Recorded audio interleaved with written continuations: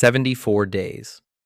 That is how long passed between the moment Eisenhower signed the order removing George Patton from command of the Third Army and the morning Patton died in a hospital bed in Heidelberg, Germany. Not 74 months, 74 days.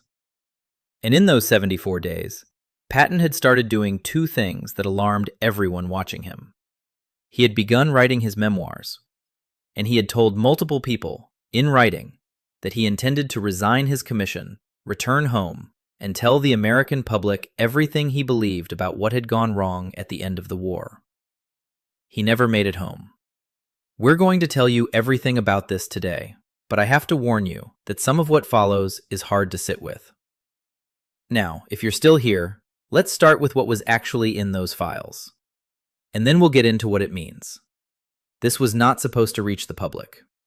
In 1945, the people running the Allied occupation had a specific version of events they needed Americans to believe. The Soviet Union was an ally.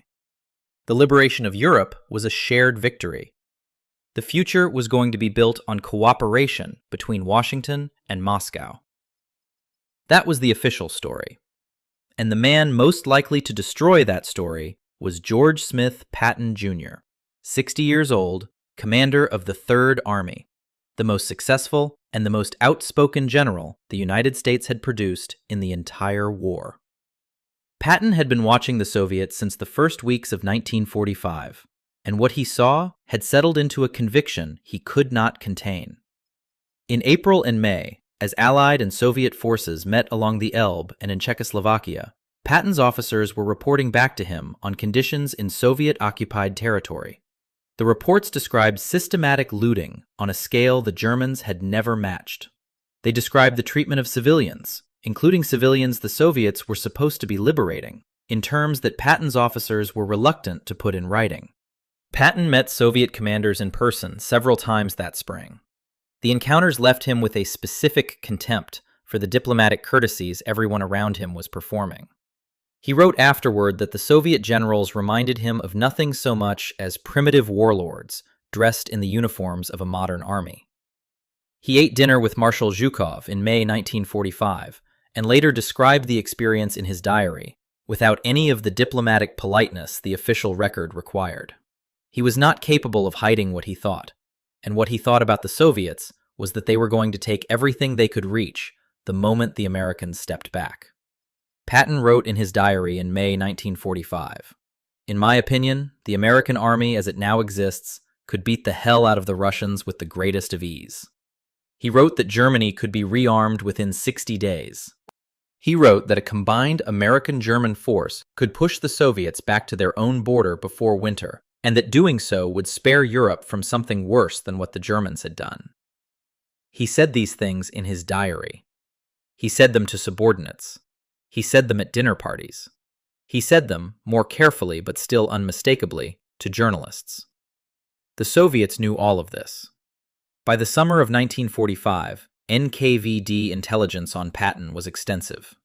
Soviet agents embedded in Allied command structures, in the press pools following American forces, and in the administrative machinery of occupied Germany were filing regular reports on his statements and movements.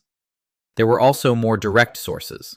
The Cambridge Five, a Soviet penetration network inside British intelligence, had access to Allied signals and command communications at the highest levels. What Patton was saying in private was not staying private.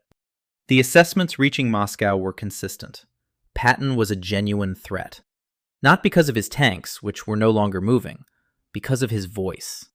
A retired American general with Patton's record, speaking directly to the American public about Soviet expansionism, about the specific decisions made in the spring of 1945, about what he had personally seen in the territories the Soviets were occupying, could do serious damage to the political arrangement Moscow needed Washington to maintain. Stalin was receiving summaries. The assessment in those reports was that Patton's outspokenness would eventually destroy him. The Soviets believed the Americans would silence him themselves. They were right about that. But they were wrong about what happened next. September 22, 1945. A press conference in Bad Tölz, Bavaria. Patton was serving as military governor of Bavaria, and he had made a policy decision that was causing problems in Washington. He was retaining former Nazi Party members in key administrative positions because, in his assessment, they were the only people who knew how to run the local bureaucracy. He told his staff he didn't care what flag someone had previously worked under, as long as the food got distributed and the civil administration functioned. A reporter asked him directly about this policy. Patton's answer lasted less than 2 minutes. He said the Nazi Party membership question was not very different from a Republican and Democrat situation back home. That most of the people being asked to leave had simply been members of the only political party available to join. The transcript was on Eisenhower's desk within hours. In Moscow, the NKVD report arrived 3 days later. The Soviet analysts who read it wrote a single notation in the margin of their assessment file on Patton. The notation, translated, was inevitable. Eisenhower summoned Patton to Frankfurt. On October 2, 1945, he removed him from command of the Third Army and assigned him to command the 15th Army, a paper organization with no troops, whose sole purpose was to compile a history of the European campaign. It was, in practice, a waiting room. Patton understood what it was. He wrote to his wife Beatrice that he was being stored like a piece of old equipment nobody wanted to throw away officially, but nobody intended to use again. He was right. In Moscow, the assessment was that the problem had resolved itself. The most dangerous voice in the American military had been neutralized by his own mouth. The NKVD file on Patton was marked concluded. They closed it on October 9, 1945. They reopened it 31 days later. Between October 2nd and December 9th, Patton was living in a villa in Bad Nauheim, nominally working on the history project, but spending most of his time writing what he intended to be a very different kind of memoir. Not the official account. What he actually believed. He was specific about what that meant in his letters. The decision to halt at the Elbe in April 1945 had been a political gift to Stalin. The window for preventing Soviet domination of Eastern Europe had been open in the spring of 1945, and had closed while politicians in Washington debated whether to upset an ally. The Soviet forces he had encountered were less capable than their reputation suggested, and far more brutal than any American newspaper was reporting. He had seen what Soviet soldiers did in the territories they occupied. He had read the reports his officers filed. He intended to say so publicly. He also intended to say that he believed someone had made a deliberate decision to let the Soviets take Berlin and half of Germany, and that whoever made that decision was either naive or something worse. Those were not statements the people managing the post-war alliance could afford to have printed in American newspapers in 1945. Patton knew he was being watched. Army intelligence had maintained a surveillance file on him since the summer. He found out about it, and it made him furious. He told his aide that he was living under more scrutiny than anything the Germans had imposed on occupied populations. He was angry enough about it that he talked about it to people outside his immediate staff. His anger was visible to anyone paying attention, and a great many people were paying close attention.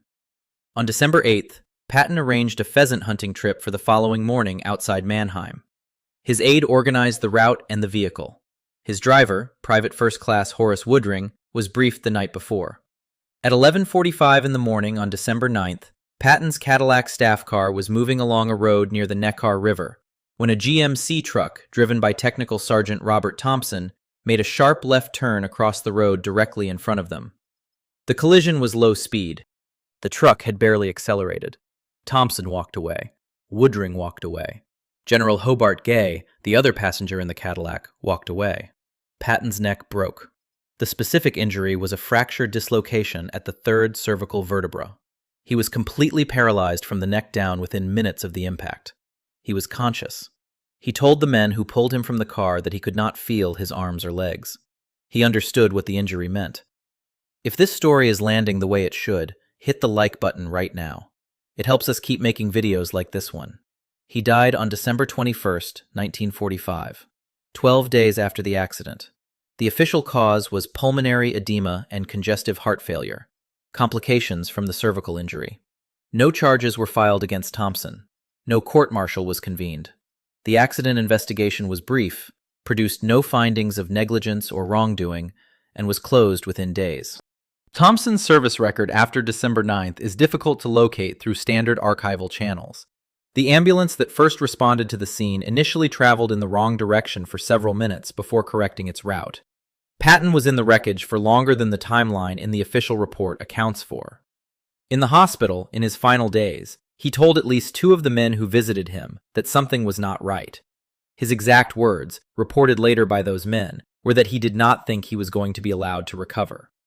Whether that was the morphine, the despair of a paralyzed man, or something he had actually reasoned out is not something anyone can answer now. The file in Moscow was marked concluded for the second and final time. In 1978, a former OSS operative named Douglas Bazata attended a dinner of the OSS Society in Washington. He was 73 years old. He had served in the war with genuine distinction and held the Distinguished Service Cross.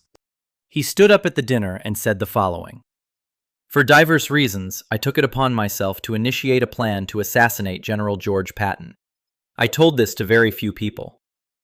He claimed he had been contracted to eliminate Patton, that the collision on December 9th had been deliberately engineered, and that Soviet NKVD agents had been present at the scene. He claimed the device used had been designed to produce exactly the injury Patton sustained, without leaving visible external evidence. Bazata never recanted. He died in 1998. Author Robert Wilcox spent years tracing his account and published his investigation in Target Patton in 2008. He located men who had spoken with Bazata privately in the years before his public disclosure. Their accounts were consistent with what he said at the dinner. He had been telling the same story for years before he said it in Washington. What the investigation could not do was prove it. The accident records are incomplete. The witnesses are dead. The NKVD operational files from the Germany section for that period have never been released by Moscow. Wilcox also found that Bazata had kept a diary. Entries from 1945 referenced Patton specifically and described a mission involving a vehicle and a device. The diary entries were never authenticated to the satisfaction of any institutional authority, and Bazata himself acknowledged that authentication would be difficult. He said that was the point. The people who had arranged the contract had been very careful about what they put in writing. They had learned that from Patton himself, who had put far too much in writing and was about to pay for it. What the investigation could establish was a clear list of people with documented reasons to want Patton unable to speak publicly. That list included individuals inside the American government who needed the Soviet partnership to hold through the occupation period. It included elements of the OSS, which maintained its own channels into Soviet intelligence throughout 1945. And it included the NKVD itself, which had been running an active operation against Patton for months, and understood precisely what he was planning to say when he got home. The men who served with Patton in those final weeks remember the papers spread across the desk in Bad Nauheim. They remember him saying the same thing in different ways, that the country needed to hear what had been given away before it was too late to understand what had been lost. They remember him being entirely certain he was going to tell them. They remember the car arriving for the hunting trip on the morning of December 9th. They remember him in good spirits, climbing into the back seat. They remember standing on the steps of the villa, watching the car drive away. None of them saw him alive again after that morning. He was the only person in either vehicle who did not walk away. The memoirs he was writing were edited by his family after his death. The most sensitive passages were removed before publication. What remained was the official version, the version that did not say what he actually believed. The Soviets had been right that his outspokenness was his fatal mistake. It ended his command. It may have ended his life.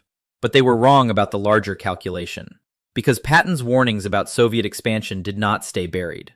They survived in diaries, in letters, in the accounts of men who served with him and watched what happened to the map of Europe in the years that followed. The Iron Curtain came down. Eastern Europe disappeared behind it. The Cold War settled in for 45 years. The things he had wanted to say in the winter of 1945 turned out to be true. He just was not alive to say them. The people who needed him silent had understood that better than anyone, and they had acted on it before he ever got the chance. Now you know what was in the file. Did your father or grandfather serve in the European theater in 1945? Tell us his name in the comments below. And if you want more stories like this, the ones that were never supposed to reach you, subscribe and hit the notification bell so you don't miss what's coming next. Thank you for watching.